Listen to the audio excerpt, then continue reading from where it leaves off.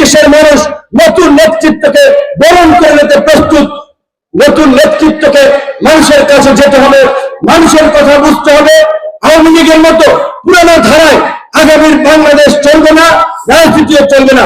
তাই যারা নতুন রাজনীতি করেন, বিশেষ করে গণ অধিকার পরিষদের সাথে যারা সম্পৃক্ত আছেন, গণ অধিকার পরিষদের অঙ্গ সংগঠন যারা, ছাত্র অধিকার, যুব অধিকার, শ্রমিক অধিকার পরিষদ, তাদেরকে আমরা সতর্ক করে দিতে চাই। ছাত্রলীগ, যুবলীগের মতো রাস্তা থেকে চাঁদাবাজি, মার্কেট থেকে চাঁদাবাজি, নদীর পারে দখলদারি, সরকারি জমি দখলদারি, এই সমস্ত কাজকর্ম যদি আপনারাও করেন, আপনারা কিন্তু জনগণের দ্বারা প্রত্যাখ্যাত হবেন।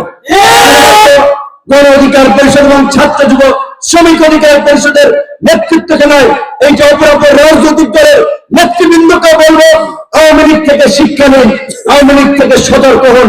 আওয়ামী লীগের পরিস্থিতি দেখুন, আজকে এত বড় দল, এত নেতা 16 বছর ক্ষমতায় থেকেছে, অথচ 5ই আগস্টের পরে ঢাকার রাজপথ থেকে শুরু করে সারা বাংলাদেশে 50 জন মানুষ মিলে কর্মসূচি করতে পারে নাই।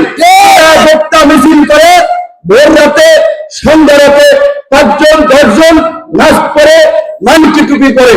আমরা আওয়ামী লীগের নেতা কর্মীদেরকে বলতে চাই, পুরানো বক্তব্য ইউটিউবে যে দেখো, ফেসবুকে দেখো, 2 বছর আগে থেকে বলছিলাম এমন পরিস্থিতি আওয়ামী লীগের তৈরি হবে, গুলিস্তানে মজিদ কোর্ট পড়ার কেনার লোক পাওয়া যাবে না।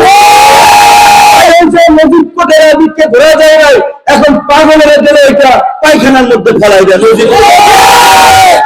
বলেছিলাম আওয়ামী লীগের সিনিয়র নেতা কর্মীরা মালয়েশিয়া, সিঙ্গাপুর, কানাডা, অস্ট্রেলিয়াতে সেকেন্ড হোম করেছে, শত শত কোটি টাকা পাচার করেছে। তোমরা যে তাদের রাখিয়াল বাহিনী আওয়ামী লীগের পতন হয়ে আফগানিস্তানের মতো ট্রেনের চাকা ধরে সীমান্ত দিয়ে পালাবে, তোমাদেরকে কিন্তু দেশে থাকতে হবে। কাজী জনগণের উপরে অত্যাচার নির্যাতন করো না। তোরা শোনো নাই, এখন পরিণতি ভোগ করতেছো। আর তোমাদের ব্যক্তি ভাত খাইতে পারে নাই, আল্লাহ তার নিয়ামত রাখে নাই। আল্লাহ বলছে সীমা লঙ্ঘনকারীকে আল্লাহ পছন্দ করে না, অত্যাচারীকে আল্লাহ সাথ দেন, ছেড়ে দেন না। শেখ হাসিনাকে দিয়ে সেটি আল্লাহ আবার আমাদের মাঝে দেখিয়েছে। তোমাদের নেতা নেত্রীরাই লুঙ্গি গামছা ছাড়া সীমান্ত দিয়ে পালাইছে, আর তোমরা এখন লিফলেট বিলি করবা, হরতাল করবা, রাস্তায় নাই না দেখো। জনগণকে আমরা একটা কথা বলবো, এই সরকার অবশ্যই 5 মাসে 6 মাসে আমাদের যে প্রত্যাশা সেটি হয়তো অনেক অংশে পূরণ করতে পারে না, এটি সত্য। কিন্তু এইরকম একটা অভ্যুত্থান পরবর্তী সময়ে নানান ধরনের সংকট, নানান শক্তির উত্থান, অস্থিরতা, বিভাজন, এইটাকে একটা স্থিতিশীল পর্যায়ে আনতে কিছুটা সময়ের প্রয়োজন। আমরা সরকারকে সেই সময়টা দিতে চাই। আমাদের মান অভিমান থাকবে, কিন্তু রাজনৈতিক দলগুলোকে আমরা বলবো, জুলাই গণ অভ্যুত্থানকে কেন্দ্র করে নতুন বাংলাদেশ বিনির্মাণ করার জন্য আমাদের মধ্যে যে জাতীয় ঐক্য প্রতিষ্ঠিত হয়েছিল, আমাদের সেই জাতীয় ঐক্য যেন অব্যাহত থাকে। আমাদের দলমতের পার্থক্য থাকবে, রাজনৈতিক ভিন্নতা থাকবে, কিন্তু আওয়ামী ফাঁসিবাদকে ঠেকাতে যেন আমরা সবাই এক অভিন্ন অবস্থান থেকে লড়াই করি।